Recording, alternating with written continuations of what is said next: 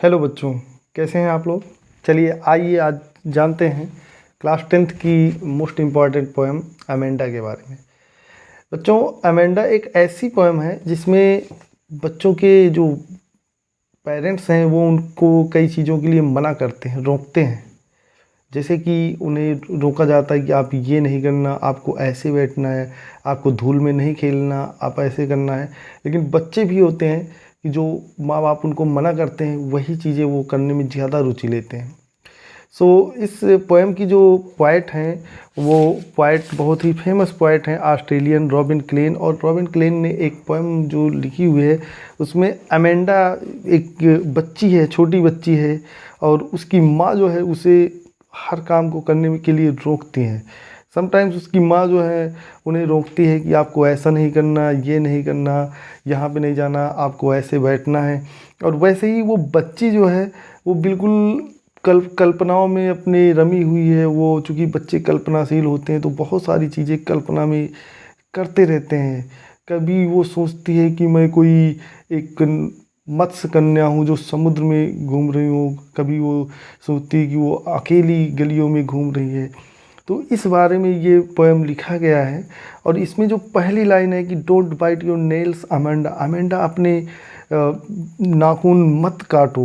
उसकी माँ बोलती है, उसे मना करती है, Amanda don't hunch your shoulders, अपने कंधों को मत उचकाओ, ऊपर नीचे करिए।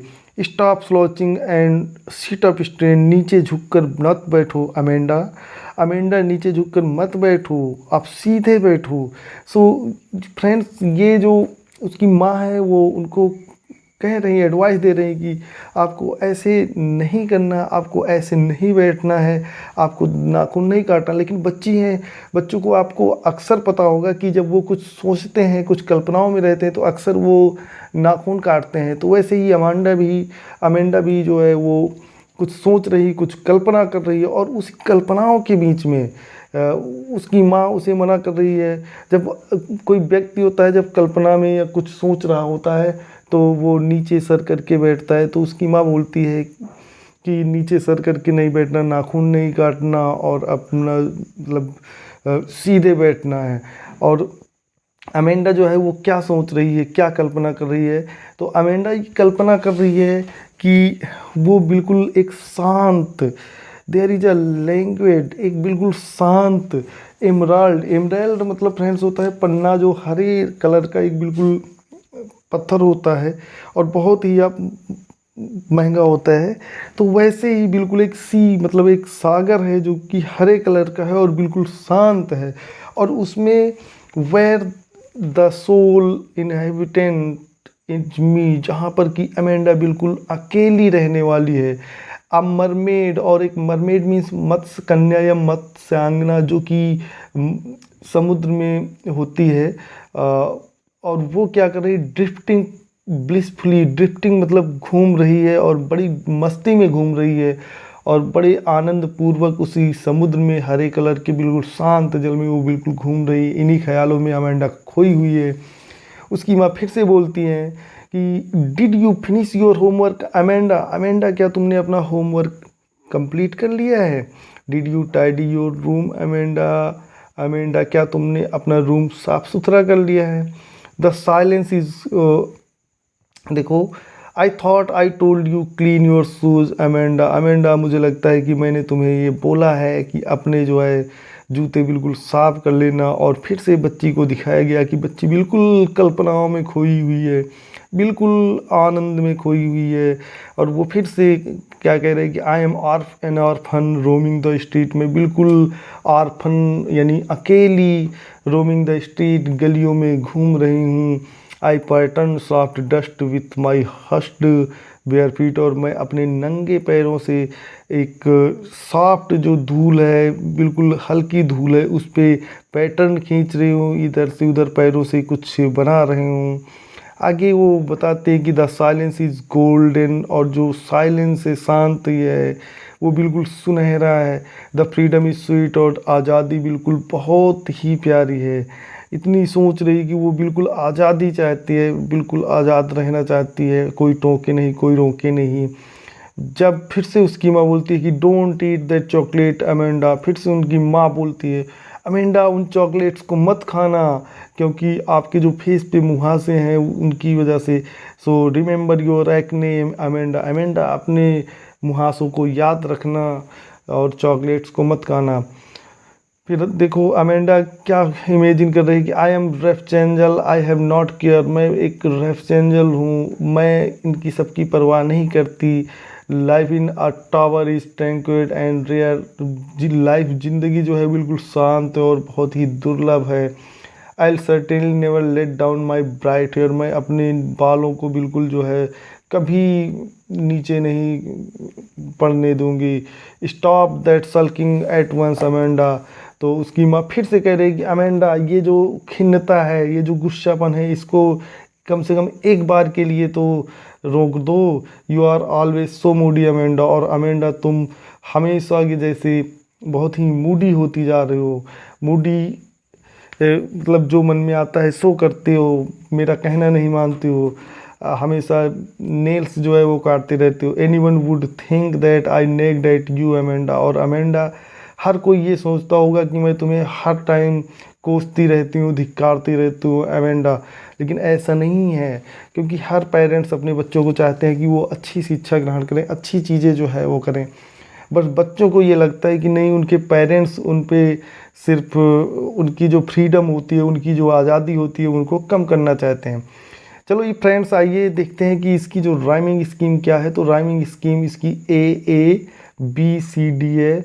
और लिटरेरी टर्म की बात करते हैं, लिटरेरी टर्म दैट मीन्स की फिगर ऑफ स्पीच। तो फ्रेंड्स यहाँ पर जो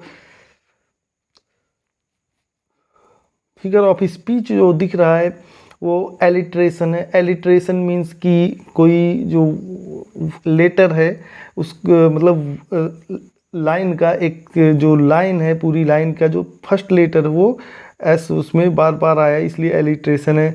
एंड जो ये सेकंड है फ्रेंड्स, सेकंड यहाँ पर जो है ये लिटरेरी टर्म मेटाफॉर है। मेटाफॉर मीन्स कि रूपक, यहाँ पे रूपक अलंकार है और उसको इंग्लिश में मेटाफॉर बोलते हैं। और इसका मतलब क्या होता है कि जब दो चीज़ों को कंपैरिजन किया जाता है तो वहाँ पर मेटाफॉर होता है। सिमिली भी होता है, दो चीज़ों को कंपैरिजन किया जाता है, लेकिन जब सिमिली होता है तो वहाँ पर एज, लाइक या सो का यूज किया जाता है। बट यहाँ पर देखिए there is a language emerald sea, यहाँ पे एक एमराल्ड सी को एक लैंग्वेज से कंपेयर किया गया है, लेकिन लाइक, एज या सो कुछ भी वर्ड नहीं लगा हुआ है।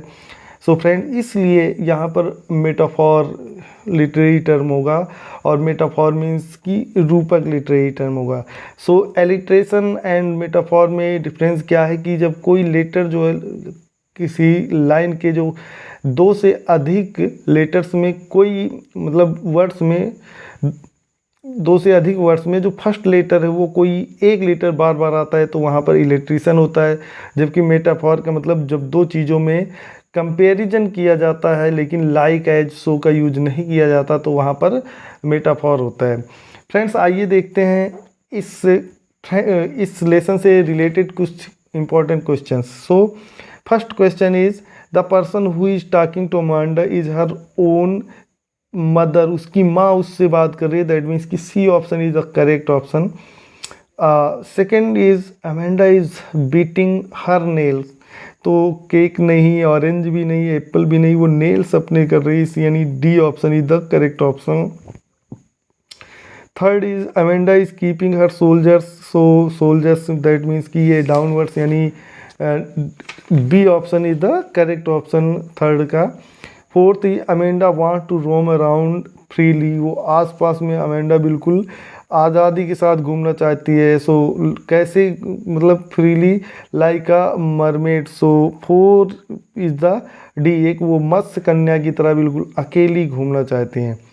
And the five is the speaker in the poem is Amanda's mother, that means कि B option is the correct, five का बी अमेंडाज मदर वो स्पीकर है। Question six is Amanda's mother ask her if C has, so C has finished her homework, that means कि six का C option is correct. Amanda imagines herself, तो Amanda जो है वो अपने आप को बिल्कुल एक आर्फन की तरह, as an orphan, option C is correct. Amanda make patterns on soft dust with her, तो बेयर फीट से, so option A is a correct, eight का bare feet. Her mother does not want Amanda to eat chocolate, option A is correct. And friends, question is wraps angel